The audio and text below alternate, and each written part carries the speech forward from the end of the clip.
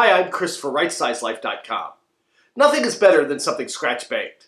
Now, even with a plethora of great commercial bakeries, there's something about baking in our own kitchen that truly lets us claim a space as home.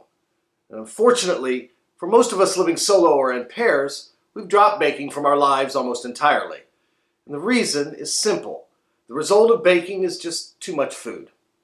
However, with a couple of basic concepts, we can cut down at least some recipes to sensible quantities and put baking back in our lives. Let's go to the kitchen and make a universal favorite, brownies. Now, the first thing we need is to find the right size pan. Many baked goods call for one of these, a 9x13 pan. I don't recommend you even attempt to cut down these recipes. However, there is great opportunity for recipes, like most brownies and snack cakes, that call for an 8x8 pan. It is relatively easy to cut these recipes in half, as long as we have an 8x4 pan. Many of us already have one in our kitchen. It's called a standard loaf pan. Now, most loaf pans are 8x4. If you don't have one, they are available at any dollar store, Mega Mart, or for that matter, garage sale. Speaking of right size, we tend to think of baking as a big mess. Lots of large bowls that are hard to clean up, and big measuring cups that make small quantities hard to measure and see. However, most kitchen sections of stores now carry a wide variety of smaller cups and spoons and mixing bowls. They aren't very expensive and make baking on a smaller scale much easier. It's worth the investment. Much of the time when it comes to measurements, it is easy to cut things in half, and it doesn't take a calculator. A half a cup just goes to a quarter cup, etc. Now, many recipes in the 8x8 size call for 1/3 of a cup, usually of fat or oil. When dealing with thirds, you have to change the quantity to tablespoons and teaspoons. Now, it might seem like you're counting a lot, but it is well worth it. Basically, half of 1/3 of a cup, or 1/6 of a cup, is 2 tablespoons and 2 teaspoons. As always, a note about ingredients. Keep in mind that this is a treat, so don't skip on ingredients. If the recipe calls for butter, use real butter. The same is true for cocoa, chocolate, and vanilla. Use high-end stuff. If you're going to indulge in the calories, indulge like royalty. This rule applies to mixes as well. Don't buy cheap, buy good. Now, there are some great mixes out there. They are made from high-quality ingredients and in many cases are perfectly fine. And if you have special needs, such as gluten-free, mixes are another good option. It is possible to cut mixes in half. For this, you are going to need a kitchen scale. Kitchen scales don't cost very much, and they come in handy for a variety of tasks. The easiest way to cut a mix in half is by weight, and don't trust the box.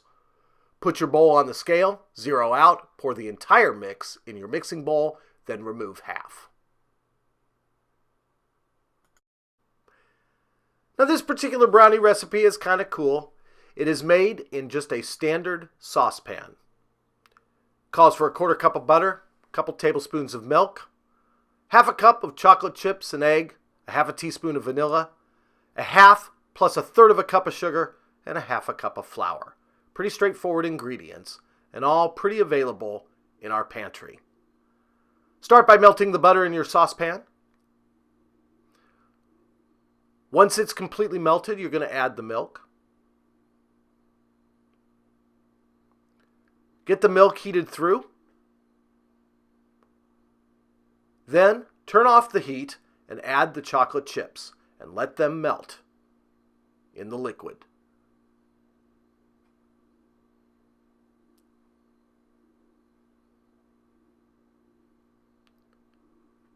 You're going to need to stir on occasion and get it good and smooth. It'll take a while for those chips to melt, but that's okay. They're also cooling off the butter. And before you add the egg later on, you're going to want to make sure that the entire mixture is pretty cool. Once the mixture is cooled down, gotten smooth, add your vanilla,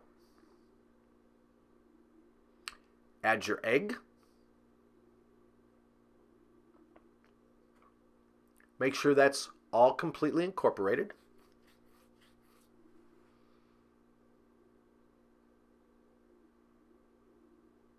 Once that's all incorporated, add your sugar.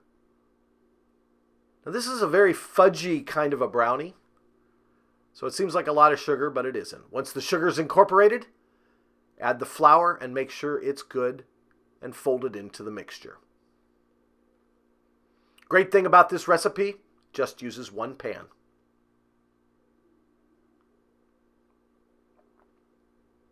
Once you have the batter completely mixed together, grease your loaf pan.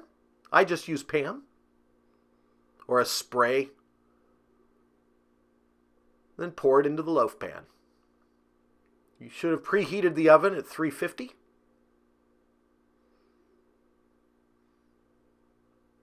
Once you get everything into the loaf pan, spread it out evenly.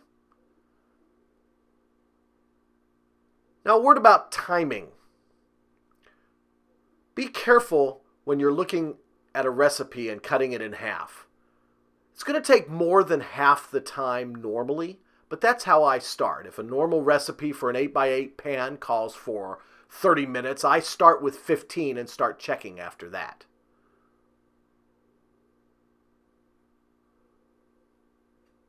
Once the brownies test done, I just pull them out of the oven, let them cool, cut a couple slices out. It should make about 3 servings, maybe 4, depending on how hungry or not hungry you are. Once the brownies have cooled, you can put them on a plate, you can frost them. These brownies happen to be pretty rich, so all I did was put a little powdered sugar on top. Brownies, snack cakes, and other coffee cakes are easily converted to an 8x4 size, and they are well worth making in our home. Just remember to look for recipes that are made for a square 8x8 or 9x9 pan. Larger recipes become problematic if you try to cut them down too much. And once you've made a couple of these quick desserts, you won't go back. They have the benefit of one bowl convenience with a size that provides just enough for a smaller household. That is all for this video demo. You can find a written version of the information provided, more snack cake recipes, and other useful kitchen and lifestyle tips at RightSizeLife.com. RightSizeLife.com is an online community dedicated to those living solo or in pairs. RightSizeLife.com. Big living on a small scale.